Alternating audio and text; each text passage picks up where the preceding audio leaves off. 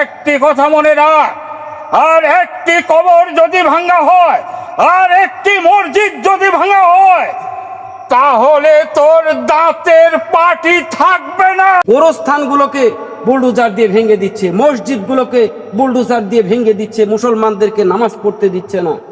এর বিচার কি মুসলমান কোনোদিন পাবে না ভাই? সত্যি ঘটনা, ঘটনা সত্য ভাই, এর বিচার কি কোনোদিন হবে না ভাই? ভাঙবেই তো।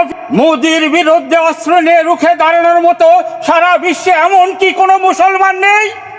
আপনি এদেরকে এই মুহূর্তে আদেশ করুন, আমরা মোদিকে টেনে হেঁচড়ে ওনার পায়ের নিচে উপহার দেব।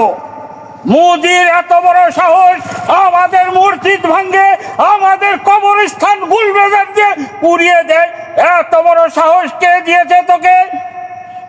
একটি কথা মনে রাখ, আর একটি কবর যদি ভাঙা হয়, আর একটি মসজিদ যদি ভাঙা হয়, তাহলে তোর দাঁতের পাটি থাকবে না।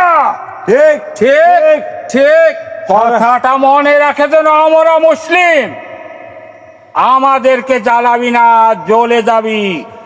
আমরা সকালে ভ্যান চালাই, বিকালে ভিডিও করি।